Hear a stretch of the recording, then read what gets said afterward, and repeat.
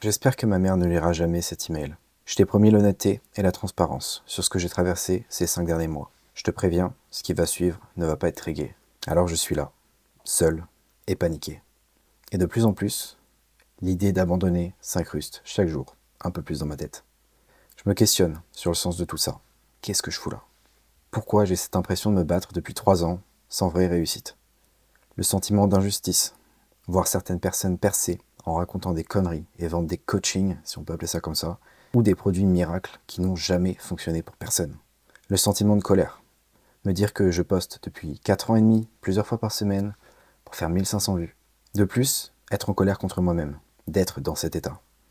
Je n'arrive pas à accepter, pas moi. Je ne peux pas être en dépression, c'est impossible. Le sentiment de désespoir vis-à-vis de notre société. Passer des heures au téléphone avec des personnes qui trouvent que le coaching est trop cher, mais qui se vantent 2 jours plus tard en story d'avoir acheté le dernier iPhone ou d'avoir claqué 200 balles en boîte de nuit. Le plaisir à court terme, une société de consommation qui veut tout rapidement et sans effort, sans vouloir investir dans leur santé physique et mentale. C'est vrai que c'est plus simple de se cacher derrière des fausses excuses ou des shots de dopamine qui n'apportent rien sur le long terme. Vouloir changer sans rien changer. Si c'était possible, ça se saurait. Je n'arrivais plus à voir les bons côtés de la vie. Tout ce que je voyais était sombre, mauvais, pessimiste. J'étais devenu tout ce que je détestais. Plus je réfléchissais au sens de la vie, moins je trouvais de raison d'exister. À quoi bon continuer de se battre, puisque je finirais par mourir dans tous les cas? Un jour ou l'autre, Alan n'existera plus de toute façon. Alors, à quoi bon jouer à un jeu si on connaît déjà la fin? J'en étais arrivé à un point où vivre ne valait pas mieux que mourir. Je ne ressentais plus ni la joie, ni le bonheur, ni cette paix intérieure que j'avais pourtant chérie pendant des années. Je savais que la gratitude existait, que le positif existait, mais je ne les ressentais plus. Et c'était ça le plus dur à supporter.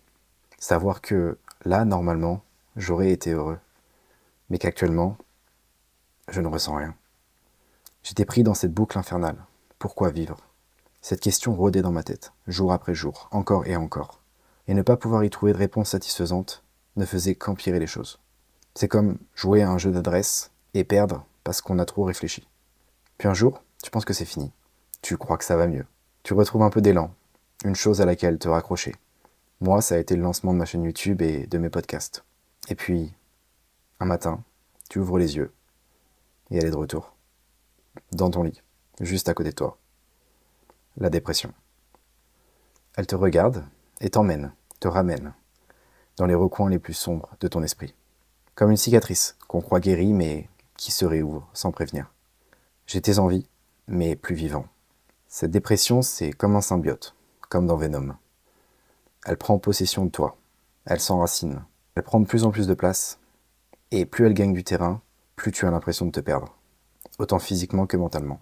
Rien n'a changé autour de toi, mais tout est différent. Tout te paraît loin, tout te paraît fade et froid, tout te paraît mort. Sortir de la dépression, c'est pas une question de volonté. Comment parler de volonté quand la seule chose que tu ressens, c'est du vide? C'est comme être perdu au milieu de l'océan, en pleine nuit. Le problème, ce n'est pas de savoir s'il faut nager, c'est de savoir vers où. Quand tous tes repères, tes croyances et même tes pensées t'abandonnent. La première chose à laquelle s'attaque la dépression, c'est ton imagination. Tu n'arrives plus à imaginer ce que tu pourrais faire, ce que tu pourrais devenir, ce que tu pourrais désirer.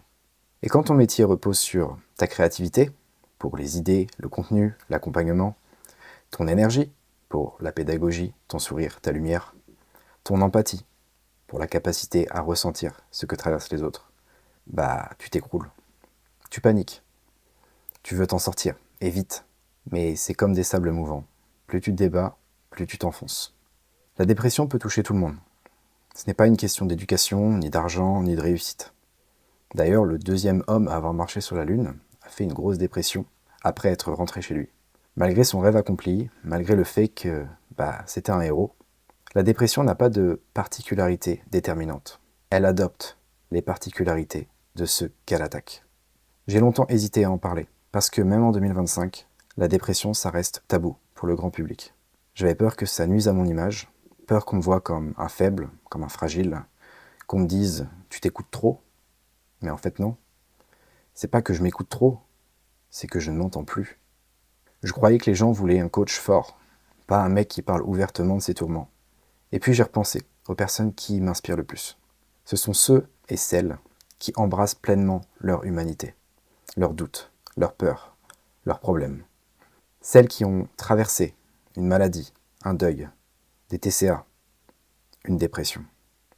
Car pour avoir eu un coach, il y a 3 ans, qui avait moins de sensibilité qu'une IA, je peux te garantir que ce fossé émotionnel se fait ressentir. Et qu'au final, hormis suivre le plan à la lettre comme un bon toutou, l'accompagnement n'apporte pas grand-chose d'autre. Alors j'ai décidé de rester fidèle à qui je suis, de continuer de faire ce que je fais depuis 27 ans. Faire de mes faiblesses mes plus grandes forces. Prends soin de toi et prends soin des autres.